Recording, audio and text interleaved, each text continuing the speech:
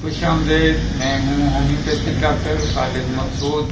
آپ دیکھ رہے ہیں میرا چینل خالد ہومیوپیتھک ٹریٹمنٹ. آج کی اس کلاس میں ہم بات کریں گے ہومیوپیتھی کڈز کے لیے، بچوں کے لیے کن کن صورتوں میں مفید ہے. سب سے پہلے تو آپ دیکھیں گے کہ ہومیوپیتھک کی میٹھی گولیاں ہیں جو بچے آسانی سے اور شوق سے کھائیں گے.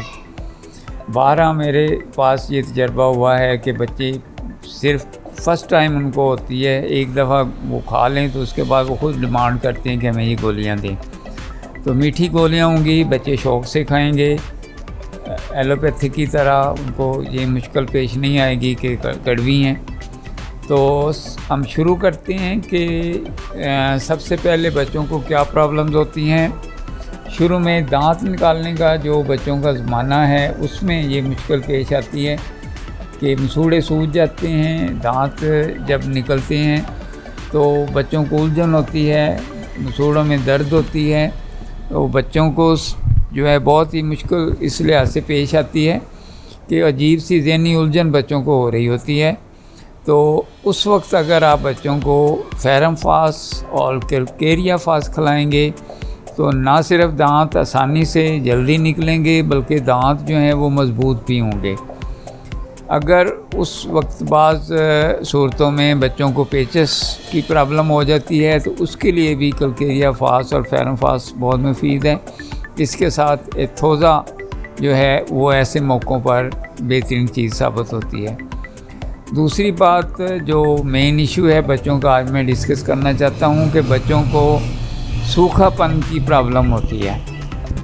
ایک تو یہ ہے کہ بچے کا سارا جسم یک وقت سوکھتا ہے.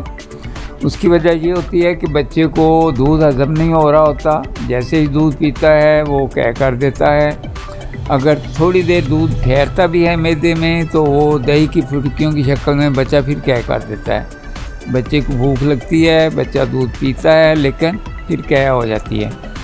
تو اس کا بہترین حل یہ ہے کہ بچے کو ایسی آپ نیپڈی دیں جس سے بچے کا دودھ ہضم ہو، کیونکہ جب دودھ ہضم نہیں ہوتا تو پھر شدید اور ضدی قبض بچوں کو ہو جاتی ہے اور کھانا ہضم نہ ہونے کی شکل میں بچے دن دن کمزور ہوتے جاتے ہیں.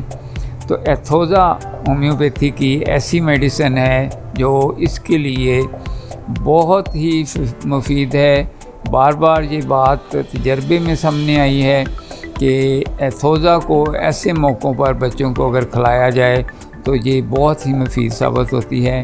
اور اس کے بارے میں ماہرین نے یہ کہا ہے کہ اگر یہ بالمثل ہے تو بے مثل ہے.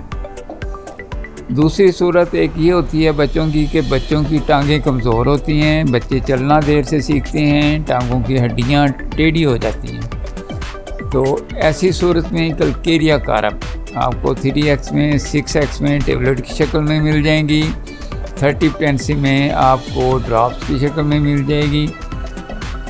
کیریا کارب بچوں کو کھلائیں، انشاءاللہ تعالی ود ان 2 ویکس جو ہے آپ دیکھیں گے بچے کی کنڈیشن چینج ہونا شروع ہو گئی ہے.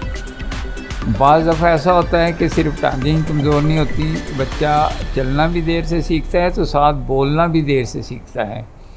اگر یہ دونوں پرابلمز ہیں تو برائٹا کارب بہترین چیز ہے بچوں کے لیے. بار بار یہ بچوں پہ آزمائی گئی ہے اور بڑا مفید رزلٹ ہمارے سامنے آیا ہے. ایسا بھی ہوتا ہے بعض دفعہ بچوں کی ٹانگیں تو ٹھیک ہوتی ہیں لیکن اوپر والا دھڑ کمزور ہوتا ہے. تو یہ مختلف شکلیں ہیں بچوں کے سوکھا پن کی. اگر ٹانگیں ٹھیک ہیں، اوپر والا دھڑ کمزور ہے تو پھر ہم نیٹرومیور بچوں کو دیتے ہیں اور بچوں کی صحت جو انشاءاللہ تعالی اللہ کے فضل سے نارمل ہو جاتی ہے. اس کے علاوہ بھی بہت سے ایشوز ہیں بچوں کے، نیکسٹ اس پہ بات کریں گے.